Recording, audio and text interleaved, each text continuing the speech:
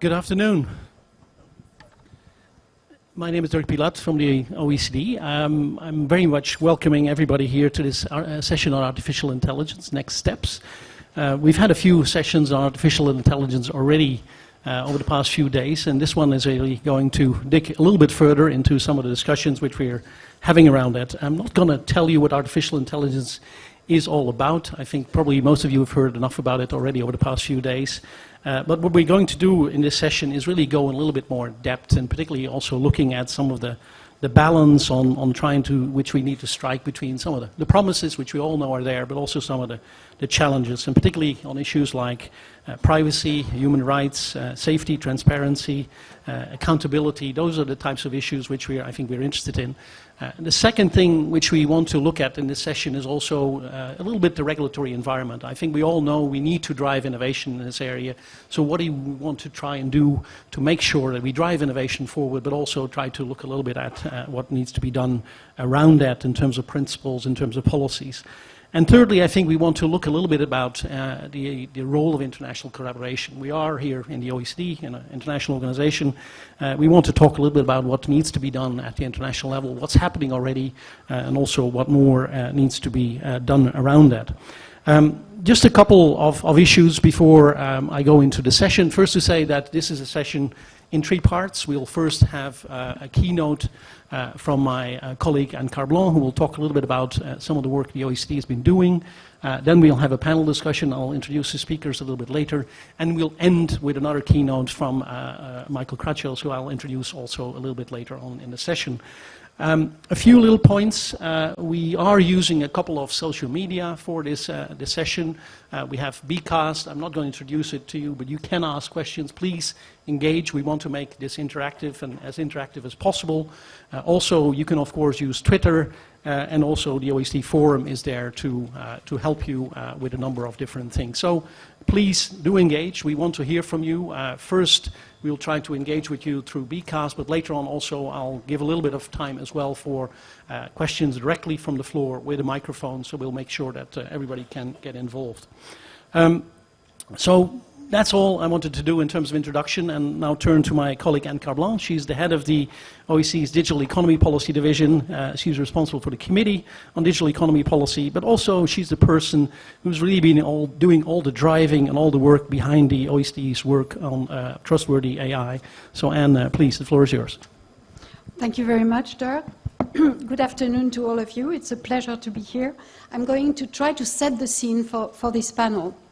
So let me start by saying that the excitement related to artificial intelligence is the result of progress over recent years on three different fronts.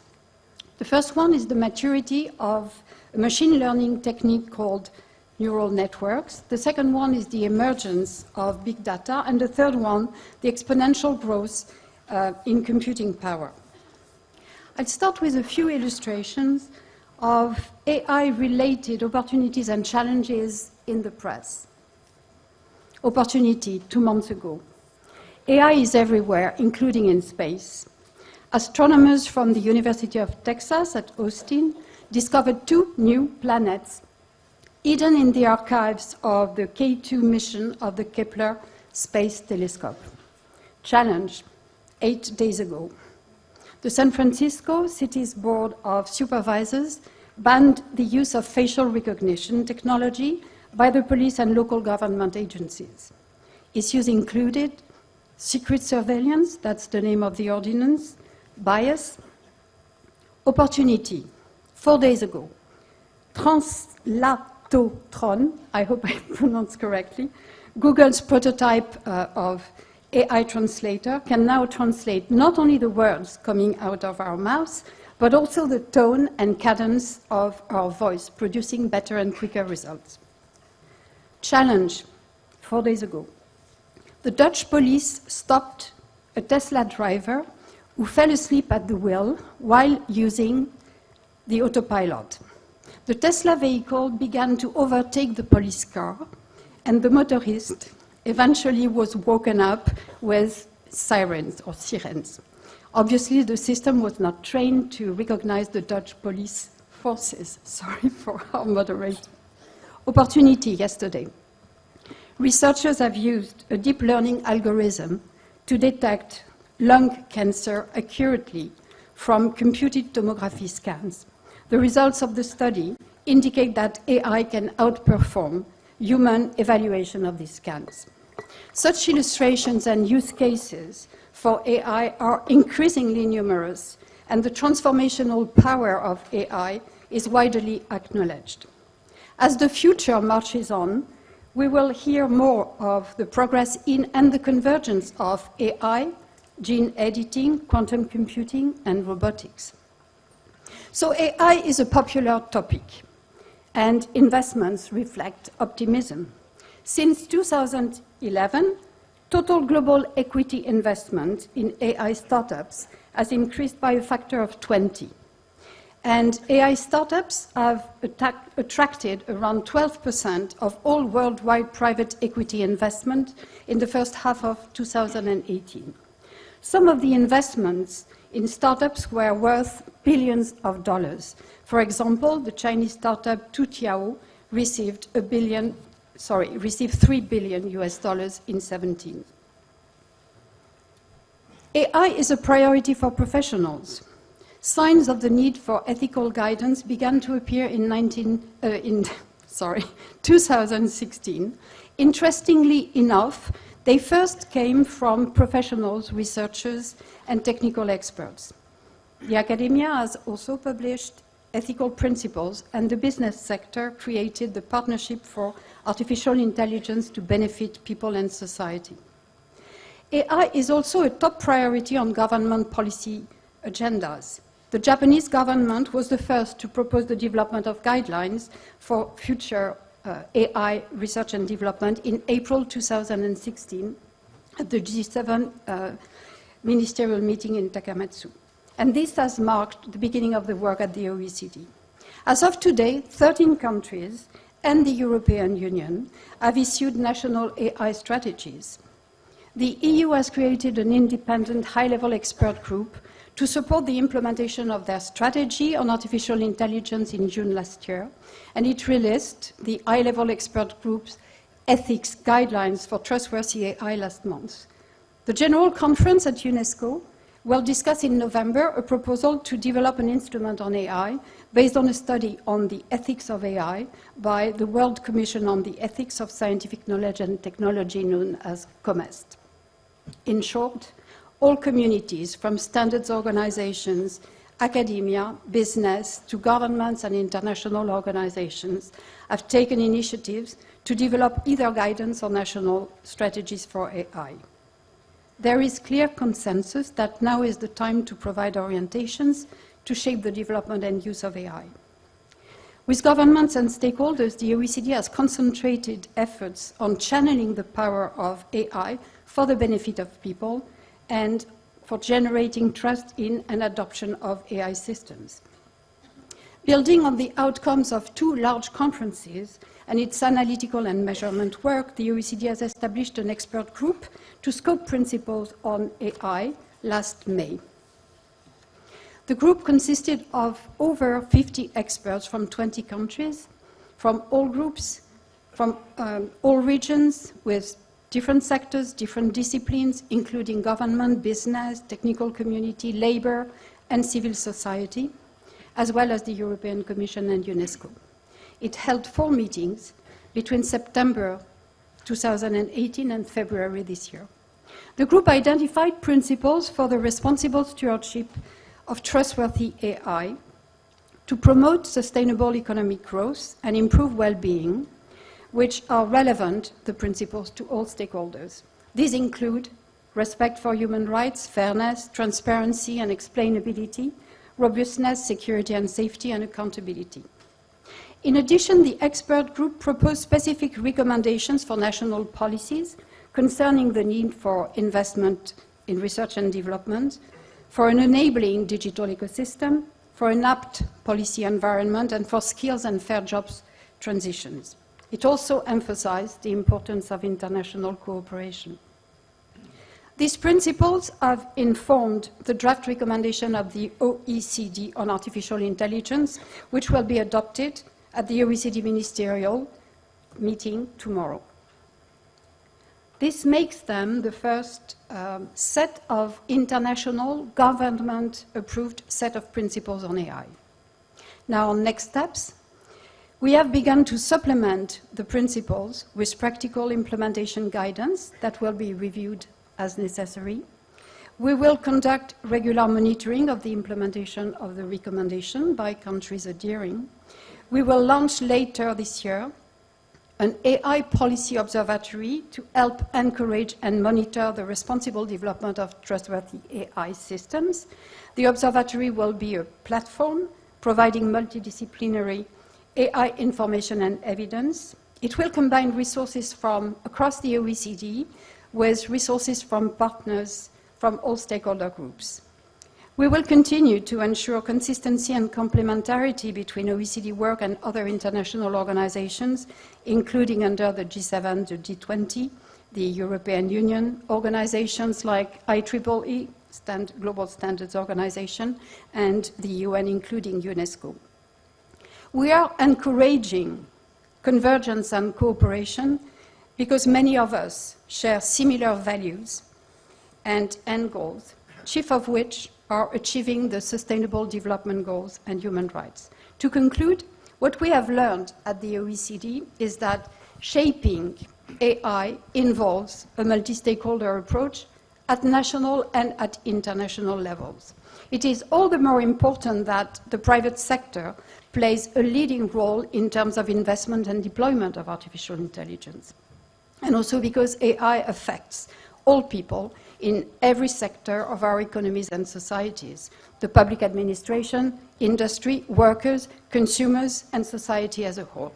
So governments have to engage all these different stakeholders in responsible stewardship of AI to ensure that everyone benefits from AI innovation and is protected from potential risks. The rapid pace of AI research and development underscores the need for timely discussion and collaboration. Thank you very much.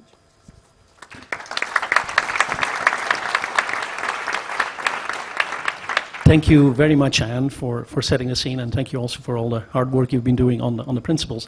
I thought we'll go to the panel now, and I wanted to start with Vice Minister Wong Ki-min, who's well-known at the OECD. He's the Vice Minister of the Ministry of Science and ICT in Korea. He's also the chair of the Committee on Digital Economy Policy, so he's been working very closely with Anne on all of this. And Vice Minister, I wanted to ask you a little bit, okay, these principles, it's fine, it's important to have principles, but how do we make them stick? How do we move to implementation of these principles, and also perhaps in the Korean context? Okay, thank you, Dirk. But before getting into your question, I would like to say congratulations to the OECD Secretariat, actually, to make a success in the Going Digital project, which paved the road for this OECD AI recommendation. And this OECD AI recommendation is unique in many senses. But if I would point out one different thing from many other kind of principles, this OECD principles has a component of policy guideline.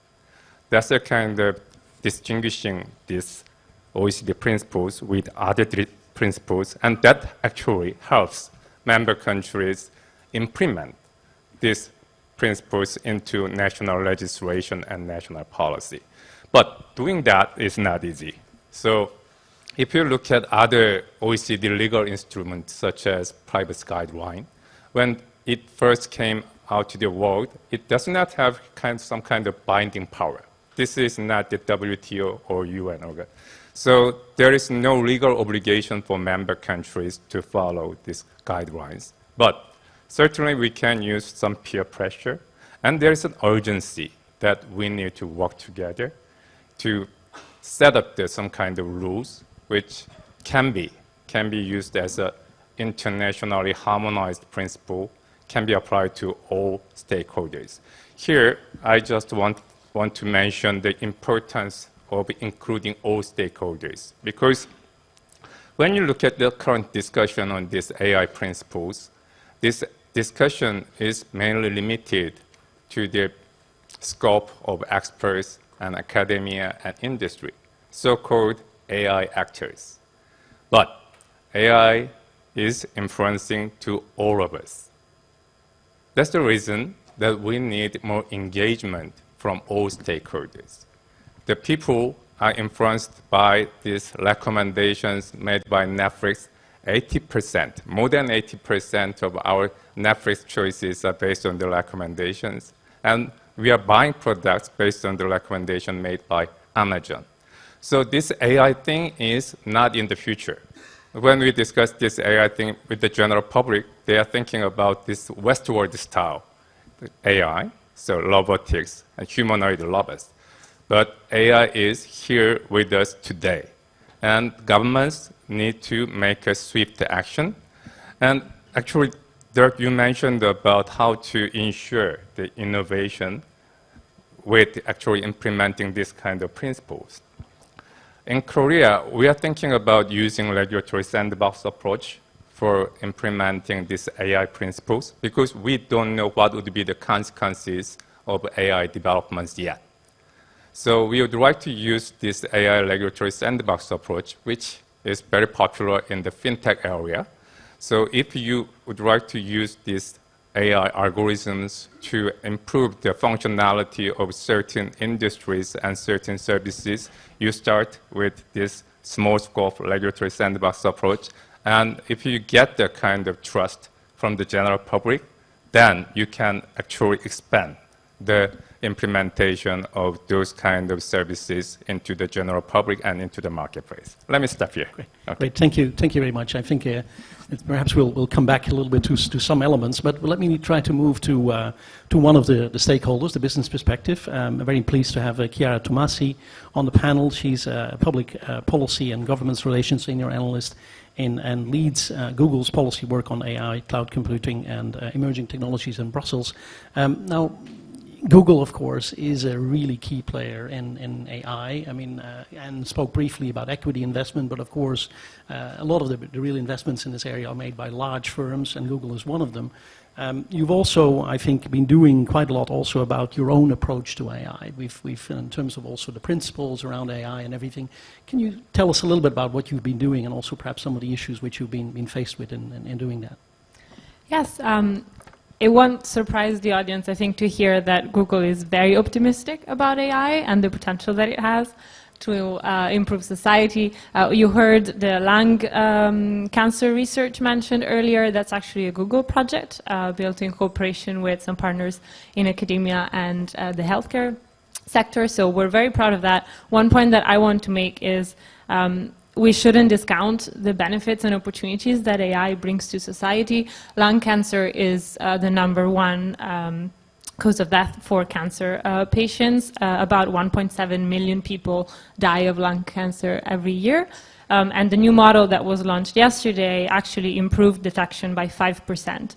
Now, 5% might not look like a big number, but it's actually a lot of people for whom we might be able to actually identify cancer early and find a cure. So it's important to think about everything good that can come out of making AI available.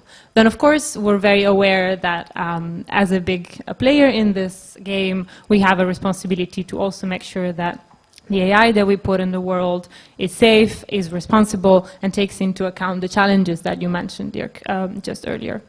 Not just because we have several products that have 1 billion users, but also because, and James can talk to this later, we put a lot of research out. We are leading in AI research, and we want to make sure that what we put out is safe and reliable, and that it's not causing a negative impact where it shouldn't.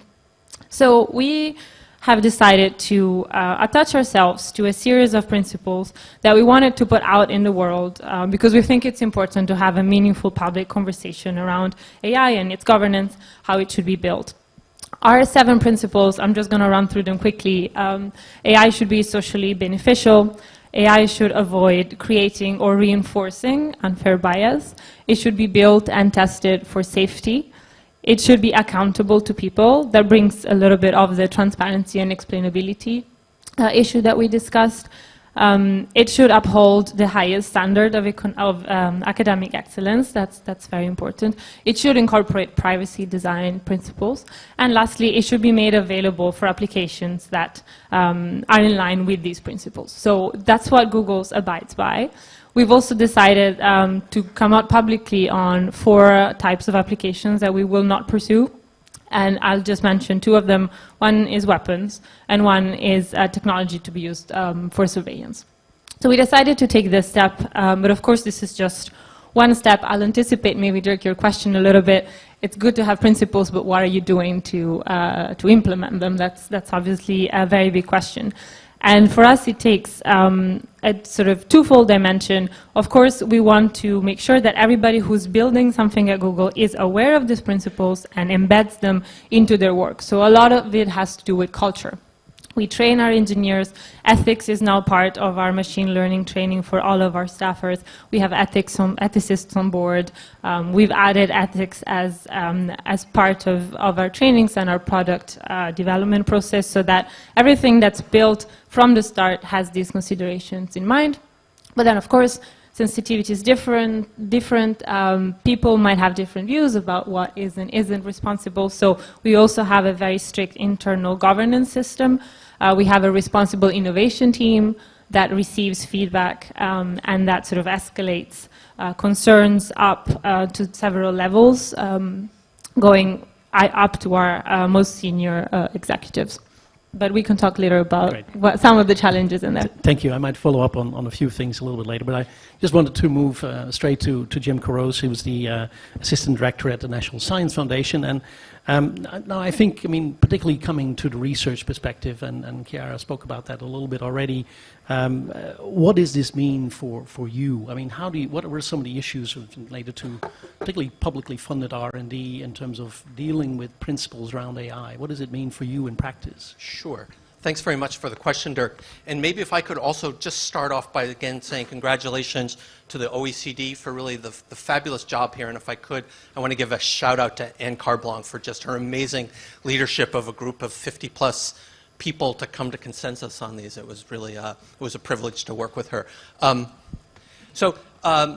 Regarding research, I guess let me start by saying we've heard just about amazing advances and opportunities here about AI here. And I want to say, first of all, that what we're seeing today is we're reaping the benefits of research that was funded globally in the 70s, the 80s, and the 90s in machine learning and reinforcement learning. And it's been that long-term investment that we're seeing, that we're really seeing now. Having said that, I think we've just scratched the surface of where things are actually going to go. So you asked about questions, open questions in research, and several people have already talked about explainability, for example. This notion that current machine learning techniques tend to be relatively black box, and we'll get an answer out, but if the answer was wrong, why is the answer wrong? Or why wasn't this alternative classification of lung cancer, for instance? Why was that wrong, and why was this right? Especially when we start thinking about the human technology frontier, doctors, for instance, interacting with AI systems, the ability to understand how decisions are being made, sometimes under the rubric of explainability, I think is a really, really important challenge that we see countries around the globe now investing in research. You also talked earlier, somebody talked earlier about safe AI systems, that's to say, understanding ways in which AI systems might be attacked by adversaries, data poisoning attacks, camouflaging of objects that need identification. I mean, the systems we're building today are still relatively fragile. We need them to be robust. That's an area of intense research also. And then I might say, we really want to lift up the research out of what's sometimes called narrow AI, the application of AI in relatively narrow domains with great results, needing some explainability, needing some safety, but to focus on what some folks call general AI. And that's thinking about, many of you here know what your children can do or your grandchildren can do at age 2, how they can reason in context, how they learn from other human beings, how they can plan, maybe even how they can manipulate their parents for things that they want. How do we build that kind of human intelligence and understanding of context and learning into general AI systems? That's been a challenge for quite a long time. I think it's going to remain a challenge for a while. Perhaps just to follow up with you, Jim, on something which I think is an issue that came up yesterday in one of the panels, which is bias to some extent also in the research. And one of the issues which we know has come up a little bit as well, that at the moment most of the scientists who are basically doing AI research are male. There's a question, a lot of the software development is being done by men. Is that an issue which you're considering in your thinking around this? Sure. Let me address the issue of bias. I mean, there's bias in many, many different dimensions. I'll get to the bias in the workplace in just a second. I do want to say that when we talk about fairness in AI or bias in AI research, I think it's going to be very important to break that problem down a little bit, because that's a pretty high-level statement. One of the things in the OECD activities, we talked about the AI life cycle, from how we're gathering data to what the model developments are, to verification and validation, to deployment, to measuring. You can think about issues of bias and fairness in each of those steps. Is the data that we started with over here, is that biased? Is it representative of the population that we want to be making decisions over? Are the algorithms biased, algorithmic bias? The issue of validation and verification. When we deploy it, is it being deployed and only benefits being realized for a relatively small number of people? So I think when we think about issues of bias and fairness, we do want to break that down into a little more bite-sized chunks and look at different points in the AI life cycle. I think to address the issue of all different kinds of representation of workers in the AI workforce. I'll speak on behalf of activities going on in the National Science Foundation. One of the activities in the Directorate of Computer and Information Science and Engineering that I lead at the NSF is called Computer Science for All. And we emphasize the for because it's all about providing equity and access to high quality educational opportunities across all demographics. And I think that really, if we want to fix the future, we really need to begin with education, and that's one of the targets there. Thank you, Jim. I just wanted to pick up on perhaps we are seeing, and perhaps my colleagues at the back can help us, because we actually, our screens here don't show the questions. We only see them at the back behind us. There are a couple of questions coming in on Google and ethics in Google, and one of them is basically, well, have your principals ever blocked a product or development of a product, and also what is the basis of Google's ethics? So perhaps you can briefly respond to that one. Yes, quick answer, yes, they have. Face recognition was mentioned earlier. We did take the decision to not pursue a general face recognition API, because we felt that the legal and policy framework around it was not yet fit for purpose. So in this, we differentiate ourselves from some of our competitors who have that, offer that through their cloud services. So it has pushed us to forego some business opportunities, because we genuinely think that we should be the responsible players in the room, and we're committed to sticking to our principles. It has also impacted the way that we've worked, for example, with the US Department of Defense. We have terminated a contract with them because we felt that it didn't align with our principles once they were put in place after that contract was started. I can give you examples of sort of slightly different layers of conclusions and iteration that we've dealt with. Of course, sometimes applications just do not comply with our principles, but sometimes there's a way for us to make them comply with them. So we've had a case of a translation with Google Translate, which had an issue translating from Turkish. The language doesn't have gender pronouns, so it's neutral. And when it was translated into English, because the translation was feeding from data that's available on the internet, it was replicating some bias around things like whenever in Turkish you would say he or she is a doctor, it would automatically translate into he is a doctor. So of course that isn't acceptable. We say in our principles that we should avoid reinforcing unfair bias. So the solution we found in that case was a product design change, where Google Translate now offers the two options, both the male and the female option in the translation. There's also options around how the model is built and designed. There was a piece of research on lip reading, which of course we wanted to put out because of its amazing opportunities for the accessibility community. But of course, lip reading can also open the door to surveillance in ways that we couldn't prevent or predict. So we went back to the team, and after a very long time, we assessed that the model was built in a way that, for example, would not work with a CCTV camera.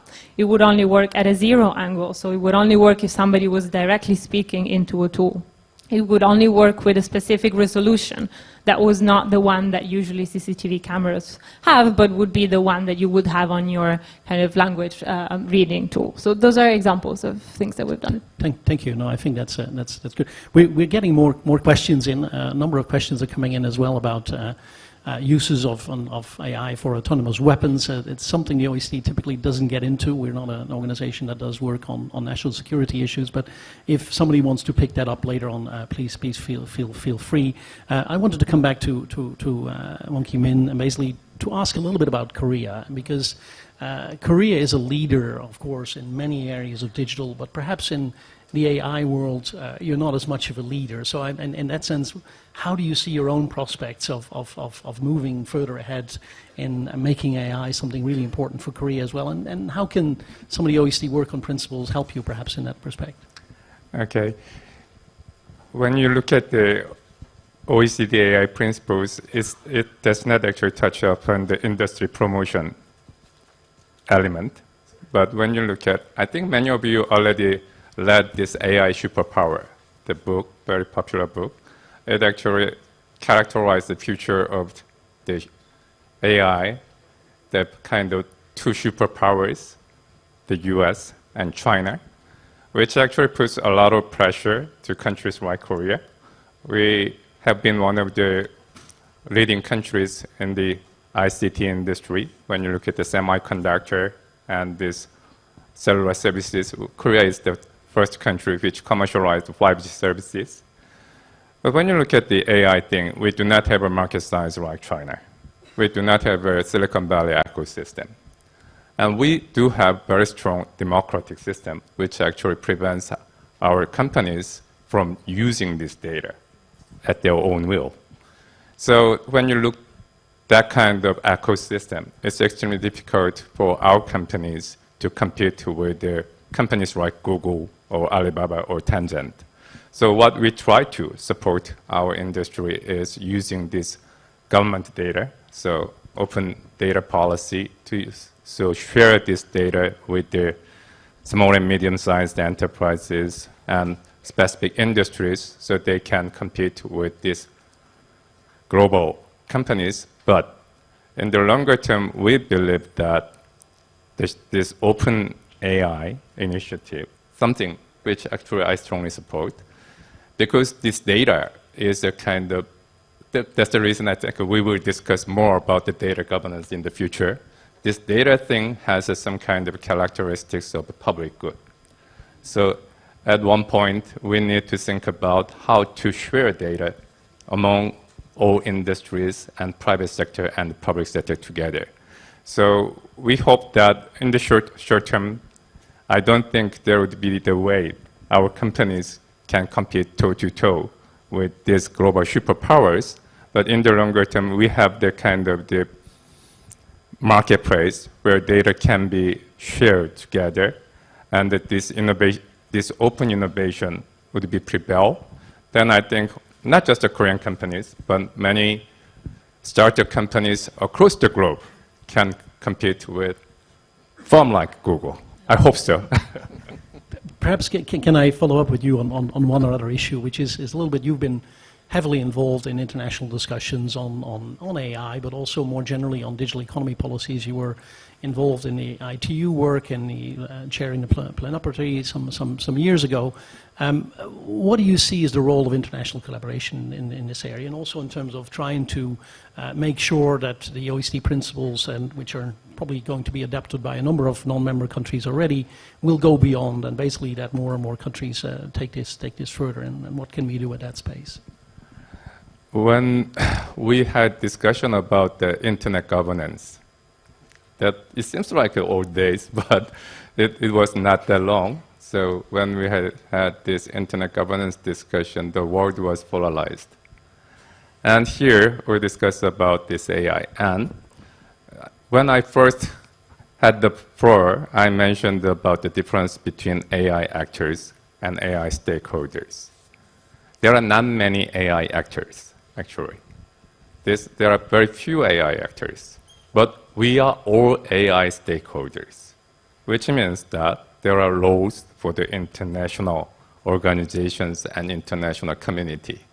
Because when only a few organizations, institutions have certain power to influence this AI, then somebody should get in and set the rule. That's the kind of role of, I think, this OECD policy principles to help that the whole benefit can be shared by the whole general public. And when you look at the international community, there are many, and the majority countries do not have the kind of resources to work on this AI. So I think international communities have a duty to work together to give the kind of, to open the avenue for all countries and all people around the world can enjoy the benefit of this AI. And OECD has a very heavy burden to share its principle with, not just with the OECD member countries, but to all international community. Thank you. Perhaps I'll move to Jim to say something about international collaboration as well. What's your perspective on that? How important is also in your work international collaboration, both with other governments, but also with industry in this context? Sure. Certainly all the research challenges that I mentioned earlier are absolutely global research challenges. At the National Science Foundation, we do partnerships with other, mostly bilateral partnerships, with other science funding agencies in a number of different countries. Off the top of my head, Japan, France, Germany, the UK, Brazil, Holland, the list goes on. And what happens there is we identify open foundational problems in a research area that we believe, and the government that we're partnering with, government funding agency we're partnering with, believes needs more fundamental research done, and then we build international teams from those 2 countries or sometimes 3 countries out of workshops that are brought together to identify what the research challenges are. So we see continuing that in the future for sure. Great. Chiara, do you want to say something about what's your perspective on international collaboration in this context? I mean, I know you've been involved also at the European level and working on the guidelines and principles that have been developed there. How important is this for Google to work in this context? I'm going to be boring. It's very important. We, of course, support. As I said, this public discussion is extremely important. It's necessary. I think it's not by chance that one of the biggest AI conferences happened in Asilomar, which is a place where principles were established around genetics and research in that field. We do need an international perspective on the big issues. You mentioned weapons, but there's many other large questions that need an answer. We are actually seeing a lot of governments being very smart about it. The EU guidelines is one example, the OECD as well. We do really appreciate the ability to be to not just jump into a sort of rushed regulation, but to think smartly about what the problems are. I think you touched upon a very good issue there. AI is not just something that you sprinkle on to whatever you're doing and it fixes your problem. It is only as useful as you've been good at identifying what the problem is. And I think that's something that we're seeing is happening a lot all over the world. So I'm going to take a few of the questions which we're getting from BCAS, and perhaps one of you, we don't all have to respond to it, but one is basically, what does the panel think of WeChat's overriding presence at every level of Chinese daily life? Anybody who want to respond to that one? I think the panel, I think the panel is being not too. I can just say it just points to the diversity of habits and taste and preferences of consumers globally. So when we talk about a global approach, that's an added layer of complexity, I would say. Okay. Thank you. Nobody else? No. The second question, which is, I think, more directed to Wong Kim Min, are there plans in South Korea to also develop the use of AI for public services, and what are you doing around that? Yes, we do. Actually, this year, we actually initiated the program to set up 10 big data platforms. So we actually open the bid for industries to make a proposal. So what kind of database is needed to be shared among the public?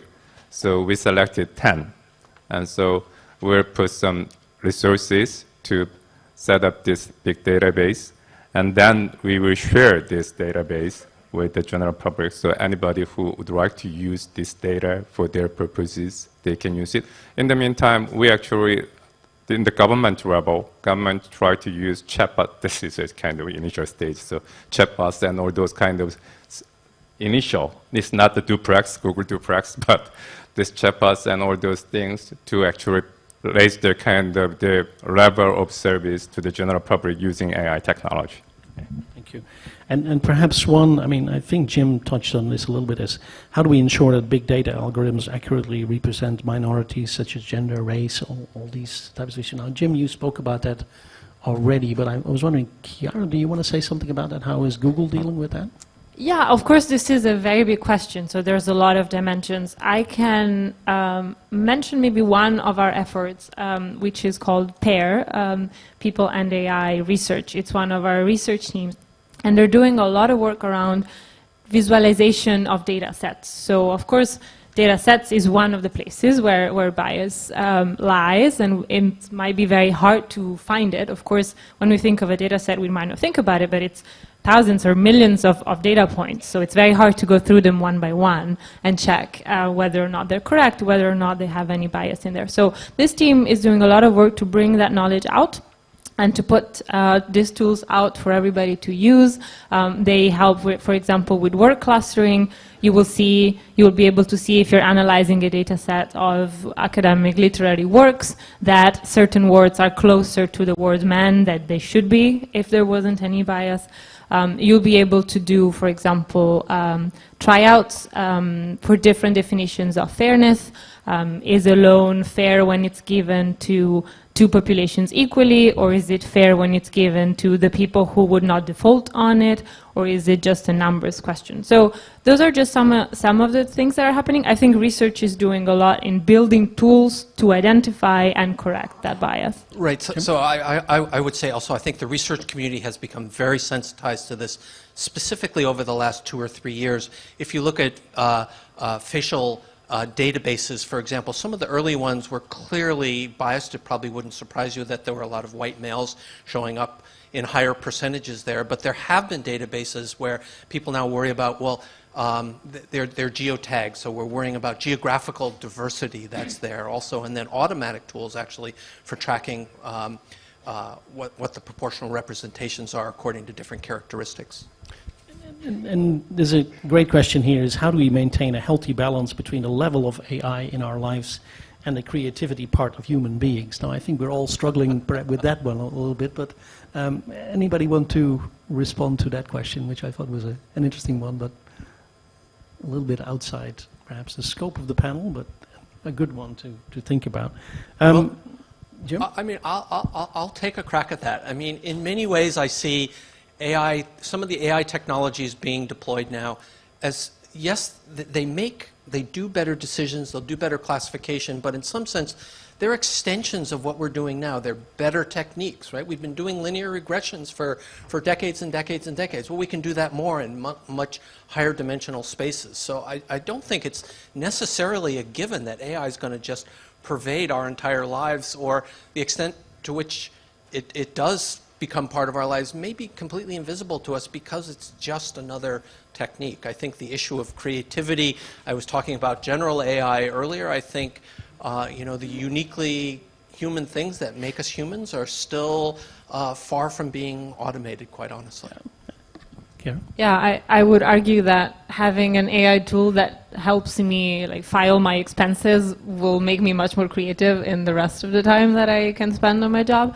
I can just recommend one artist that we worked with quite a bit called Alex Braga. He's a musician who uses AI to compose, and his example is a great one of cooperation between AI and human creativity, and how AI actually supports and expands the reach of human creativity instead of replacing it. So I mean, it's electronic music, so it's not maybe everybody's taste, but I recommend you guys go check it out. Perhaps I'll take one final question from BCAS, which goes a little bit beyond that, which is, what does it mean for the skills that we need? And I think also perhaps from a career perspective, what are you trying to do to develop STEM, but also STEM-type skills, but perhaps also going beyond STEM? I mean, one of the questions here is, well, if we see more and more automation, if we see more and more AI, it may actually be more other skills that we need, creativity, teamwork, the types of things, the real human skills. So what's your perspective? What's Korea doing on that issue, for instance? Actually, this question and the previous question, they are both philosophical questions. And we do a lot. We do a lot to support the retraining. And we actually think that changing the legacy education system is very difficult because you have to work together with the universities and teachers. So what we bring to Korea is a kind of non-degree program, like École Garandé here in France. So we try to use that kind of non-diploma program to nurture kind of experts, at the same time to provide the kind of on-the-job training for the kind of the employees, so they can actually upscale their skills. But let's think about this. Do we need to actually upscale and retrain our skills to adapt ourselves to the AI technology? Or AI technology should support us to do better things? So sometimes the question itself should be changed, because we are so obsessed with this superpower of AI. So we often think that we have to change ourselves. But this is a kind of a technological tool, as Jim mentioned. So it should support us to develop further skills. Okay, I'll stop here. Jim? I think that notion of the human technology frontier and AI or other computational capabilities extending human capabilities, that's really where the sweet spot is and where we all as a community need to be working. You know, the example that was brought up earlier, I think I may have mentioned this about detecting lung cancer. I think it would. Yes, it's true that maybe an AI can outperform a human. The two of those together outperform either alone. And just another example where I think it's just so critical that we be able to work together with technology. Thank you, Chiara. Again, boring, I agree. I would add that, again, it's a matter of identifying the problems that we want to solve. I think that applies to skills as well. We talk a lot about skills in general. I think we need to be a bit more specific around what exactly those skills are. I've heard this discussion happen for a very long time, that AI is coming and that we should prepare. Education takes quite a long time, so I think it's time to stop preparing and start doing. Absolutely. We're stopping a little bit with BCAS, but I'm looking now for any questions from the audience. There are a couple of microphones, I think, floating around somewhere. So if you do have a question, please don't hesitate to ask one. I prefer not to have statements. I prefer to have questions if you have them. But I'm just looking around if there's anybody who would like to ask a question to the panel. Sorry. Yeah, please. Yeah. And perhaps you can just say who you are. Thank you. Riel Miller from UNESCO, Head of Futures Literacy. I have a question. Are human rights a question of culture and taste? Not sure who would like to take that. No. That's a short answer. Anybody else? No? Thanks, Riel. I couldn't see you behind the camera there. Anybody else? It's hard to see with the light. Yes, please. There, front. Yes, yes. No. Is there? Okay. Is there anybody behind? Okay. No. No? You're a very quiet audience. Okay, well, otherwise we'll continue on the panel. I mean, perhaps one thing I thought we could ask a little bit about as well is perhaps on the Google side. I mean, you've mentioned a little bit already what are some of the things you're working on, but what's really in your pipeline at the moment? What are some of the things you're really, not in terms of, I know there are commercial secrets and things like that, but things which you really see as the future where we might be going with this? And I think there's, if I think about research in AI, AI is embedded in a lot of our products, if not all of them. So of course, it's going to continue to be. So we will find new ways to make AI useful in the way we deliver our products. Google is investing increasingly in cloud, so we will also make a lot of AI available through our APIs that we offer through our platform. And then in general, on the research side, there's obviously a lot of fundamental research on models itself, on building better models, a lot of research around applications. Healthcare is one, but there's many more. And then there's, as James was saying, an increasing body of research that we're contributing to around human AI interaction. So things like explainability, accountability, how do we make these models more privacy protective, and so on and so forth. So that's one place where I see a lot happening. One piece of research that I really liked to see recently is something called TCAV, which basically is a tool that allows us to get a little bit of an insight into systems that would otherwise be quite hard to interpret. What it does, I'm going to be quick, but what it does is basically identifies concepts and flags which concepts have been the most impactful in making the system decide something was an X or a Y. So in the case of an image recognition of a zebra, for example, this tool identifies mathematically the concept of stripes, and in the end will tell you this picture was recognized as a zebra because the system really cared about this concept of stripes. So those are examples of things that are coming out of places like Google around how do we use technology to answer some of those challenges. Jim, what's in the pipeline for you? What do you see happening in this actually, maybe a comment I wanted to make just looking forward is actually about the process of how basic research gets done. What I see happening in my directorate at the National Science Foundation, Computer and Information Science and Engineering, I see this happening at other research organizations in other countries, is a building of this research ecosystem between industry, academia, and the government at the same time. So as an example, at NSF, we just did a joint solicitation together with Amazon on fairness in AI systems. Now, this is actually funding basic research that goes on in universities. Everything that's researched there is published in the open literature.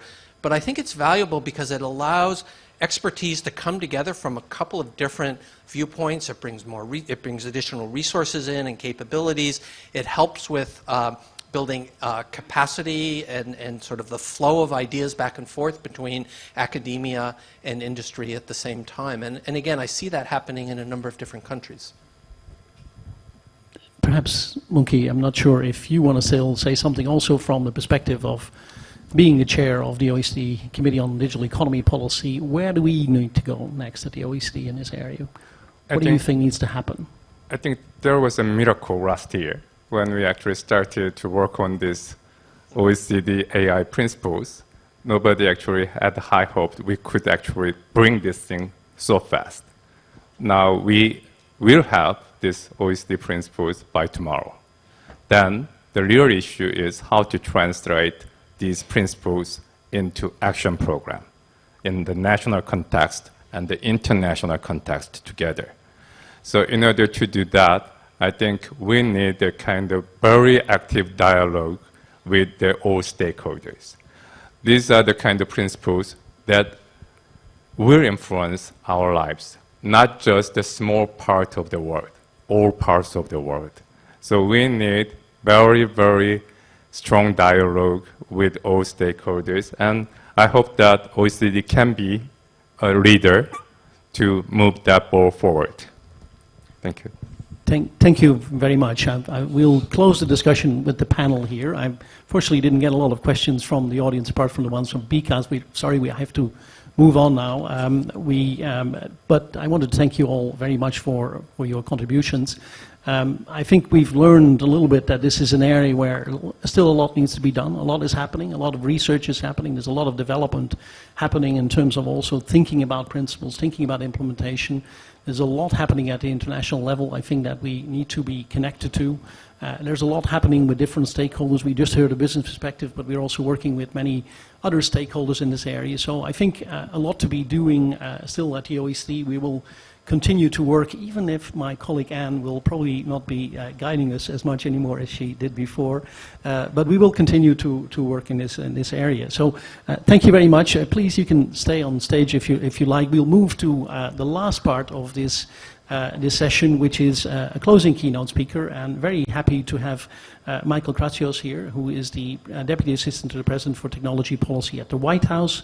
He's President Trump's top technology advisor. He has led the development and executions of the administration national technology policy agenda, and including on artificial intelligence, quantum computing, 5G, broadband communications, autonomous vehicles, commercial drones, STEM education, and also advanced manufacturing. And he has also represented the OECD, the United States, apologies, as the head of delegation at multiple international fora, including the G7 last week, and of course the G20. We met in Salta last year.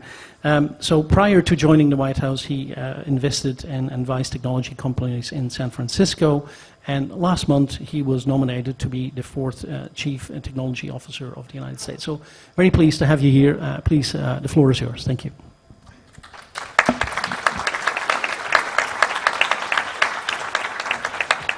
Thank you, Dirk, so much for the introduction. I'm absolutely thrilled that I am here in Paris with some of the world's preeminent policy experts, economists, government officials who are all devoted to advancing artificial intelligence. I want to express my warmest greetings from the United States and from the Trump administration. We have always been and remain ready and willing to work with our closest allies around the world. Our bonds are strengthened by mutual respect, common values, and a firm desire to do what is right for the citizens of each of our nations. We arrived here in Paris about a week ago, as Dirk mentioned, for the G7 meeting, and we are so encouraged by the robust and enthusiastic conversations surrounding AI on the international stage. The people in this room are united in our hope for the future, and the rise of artificial intelligence presents amazing opportunities for all of us. The United States firmly believes that AI will have a positive, meaningful impact on our world. We will have more breakthroughs in healthcare. We will have stronger national security, faster transportation, more effective education, and revitalized industries offering good-paying jobs. In recent months, the nations of the OECD came together to create principles for the innovative, safe, and trustworthy development and deployment of artificial intelligence. Tomorrow, as we've previously discussed, we will be unveiling the OECD recommendations on AI. And for the first time in history, America and like-minded democracies of the world will commit to common AI principles reflecting our shared values and our shared principles. These principles send a very strong message. The OECD countries stand together in unleashing AI innovation, understanding that it is an essential tool to drive economic growth, empower workers, and lift up the quality of life. Importantly, the recommendations take a holistic approach to artificial intelligence, with a strong emphasis on international, cross-cutting collaboration among governments, the private sector, and academia woven out throughout. It calls for flexible, light-touch policy environments that support basic AI research and development and encourage innovation and competition. It underscores the importance of open data sets that enable top-notch AI research and expertise, and stresses preparing the AI workforce of the future through lifelong learning and training. And it reaffirms a commitment to strengthen public trust, protect civil liberties, and remain true to democratic principles, the principles of freedom, the rule of law, privacy, the respect for intellectual property, free, fair, and reciprocal markets, and the inherent dignity of the individual. The United States has long welcomed the work of the OECD to develop AI principles. Across multiple G7 and OECD fora, we have worked closely with our strong international partners to advance discussions and draft the principles that you will all see tomorrow. The United States firmly believes that the OECD works best when its initiatives take advantage of its fact-finding analytical research capabilities and convenes multi-stakeholders that bring different perspectives to the table. Increasing research and development around challenging issues before suggesting regulatory action is foundational to our AI agenda at the White House. Since the early days of the Trump administration, the U.S. tech and innovation policy agenda has centered around advancing our leadership in the industries of the future. We focused on several key emerging technologies with AI at the forefront and developed a robust policy approach prioritizing innovation and free markets. First and foremost, we believe that government cannot achieve our technology policy goals by acting alone. Our unique innovation ecosystem harnesses the combined strength of government, industry, and academia, and uniquely positions us to leverage AI and emerging technologies for the good of the American people. We will continue to examine new ways to enhance public-private partnerships, as well as international science and technology collaborations. We also encourage removing regulatory obstacles to discovery and innovation, ensuring all Americans realize the full potential of emerging technologies. We must ensure that our scientists, researchers, and technologists have the freedom to do what they do best, that is to innovate, create, and push the bounds of technological capability. Government should only serve to enable our brightest minds, not weigh them down. But at the same time, we recognize that with any new technology tool comes both opportunities and challenges. But we firmly believe that a rush to impose onerous and duplicative regulations will only cede our competitive edge to authoritarian governments who do not share our same values. We also would stand to stifle innovation and prevent emerging technologies from getting off the ground. We must avoid the unintended consequence of repressing AI's benefits and speculating too much on perceived harms that have not come to fruition. We must craft our policy frameworks in proportion to AI's effects, not based on fear, but rather on facts and clear evidence. And the only way we can gather that evidence is to allow innovation to occur in the first place. While we are here to celebrate the OECD efforts, I do want to give a quick mention to the American Artificial Intelligence Initiative. Earlier this year, President Trump signed an executive order creating the American AI Initiative, the boldest action that America has ever taken on artificial intelligence. This comprehensive national roadmap lays out specific directives for advancing AI. It prioritizes AI R&D across our government. It unleashes AI data and resources, supports AI-related education workforce opportunities, fosters AI trustworthiness, and promotes U.S. international engagement. The initiative also calls for AI to be developed in accordance with American ideals and values. All those principles I just mentioned should sound very, very familiar. We are so pleased that the OECD AI recommendations address so many of the issues that are being tackled by the American AI Initiative. Given a diversity of statutory frameworks, regulatory approaches, and histories, it is no surprise that the wide range of countries within the OECD may have differences in their approach to technology policy. That is why the OECD AI recommendations are truly a testament to our country's commitment to innovation and trustworthy AI on behalf of our citizens. Together, we will advance AI with strength, with speed, and with purpose. When the cell phone was first created, we had no idea that years later it would be used to do much more than simply make a phone call. The unforeseen potential benefits of AI and the new technologies to be built upon it cannot be understated. The United States wants to work with you to build a future where AI helps patients receive more accurate and comprehensive disease diagnosis, where senior citizens remain mobile and independent thanks to self-driving cars, and where drones conduct successful search and rescue missions using AI sensors. We already see the incredible benefits to society from AI, and so many more possibilities are within our reach. So I want to thank you so much to the OECD and to everyone here today. Tomorrow, the United States and our great allies will take a historic step and commit to new international AI principles.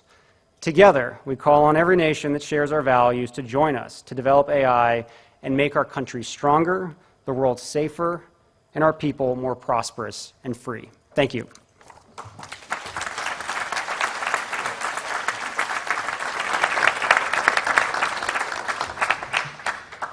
Thank you.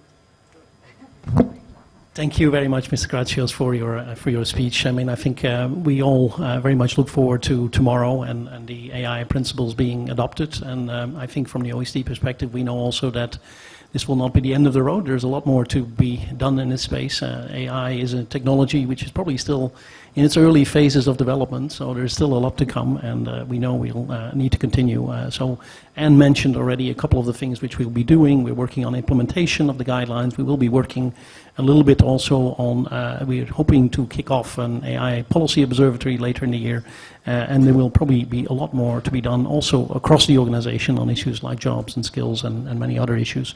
I wanted to thank the panel for their great contributions. I think we've heard quite a lot about what is happening in this space, both I think on the research side, on the policy side, and also on the business side, which I think gives us a little bit of a flavor of what is to come, but also shows us that this is an area where more is needed also in terms of our own thinking about policies. So very much thank you for the panel, and also thanks to Anne, who set us up a little bit and also has been driving a lot of the work on the principles.